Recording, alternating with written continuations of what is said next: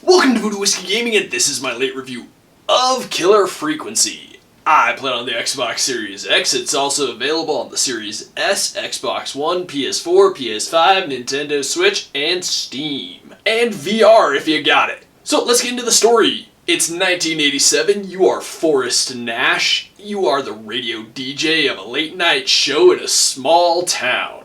Suddenly everything gets shaken up when you and your producer Peggy are contacted by the 911 dispatcher because, well, the sheriff's station has been hit by a murderer. She has to go to a different town to try and get reinforcements, and she basically designates you as the new 911 operator. But this isn't happening on just any night, it's Whistling Night, which is kind of like this cursed spooky night when people think the Whistling Man may return. And guess what? And I gotta say this, it's a story-driven game, and I really actually enjoyed the story. I thought they did a great job. There were times where it got very intense, and I just really appreciated it. I enjoyed the storytelling, I enjoyed the writing. Also, I love all the little references in this game. This definitely nods to, like, a lot of horror movies and slasher movies, and I just think that's fun writing. So let's get into the audio, and the first thing I'm going to say is I think the voiceover work is good. It really worked very well. Followed by the sound design. I think, once again, they did an awesome job in this game building a nice tense atmosphere, even though you're just in the radio station the entire time. And then the music. The music all fits very well with the era. Although I will say, the final song, like, for the credits, ugh. But let's get into the gameplay mechanics and whatnot, and this is a first-person interactive narrative. As I mentioned, you are essentially stuck in the radio station. You get to do a bit of exploring around it to find items you may need, find information you may need. The gameplay is broken up in time segments, essentially, not that you are timed. As the radio DJ filling in as the 911 operator, the main gameplay mechanic is that you get calls from the town folk, and it's your job to answer questions or provide information to try and help them survive the situation they're in. But at the same time, you and Peggy are trying to sort out who the killer might be, so some of the information you get, you use to piece that kind of stuff together. So there is a bit of an investigative element to it. There's no crazy wild action. You can shoot paper wads at a basket net in order to... I don't know if you get anything from it. I scored 100 and I didn't get an achievement. I was kind of expecting one. But it is a good way to kind of kill time.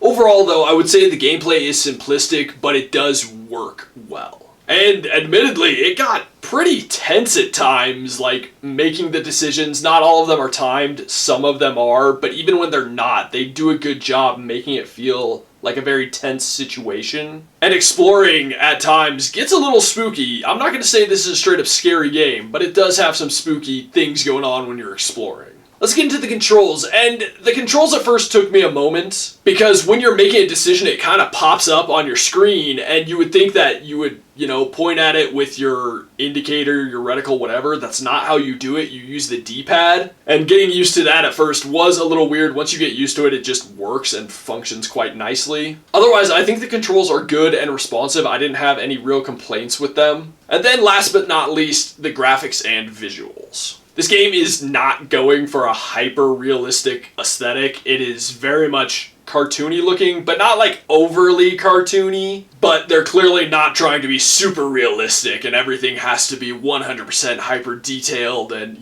not that kind of game. If this were to be an animated series, you could totally picture that. So what really matters is the details, and they do a good job with that, building small details in the world, in the office you're in the booth that you're in. What little exploration that you get to do, you get to see this office and it feels like a real office, something where people are actually working during the day, but your night shift, so it gets a little weird and spooky because of that. And the design elements that they include from a visual standpoint really do help build that and help create the atmosphere that helps build the tension. One thing I appreciate is they didn't make it overly dark so that you couldn't see things. They kept it well lit. And I just love some of the animation that they have for Peggy, because she's the one you look at the most. Even though you don't ever really see her, you see her in the booth and it's more of a silhouette. But her reactions and her animations, I think, help breathe life into the situation.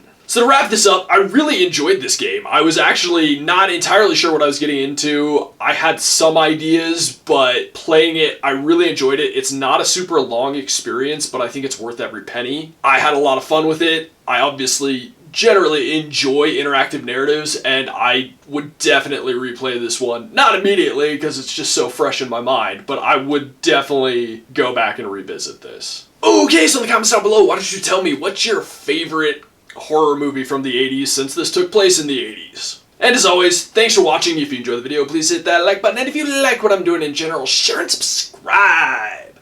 Have a good one.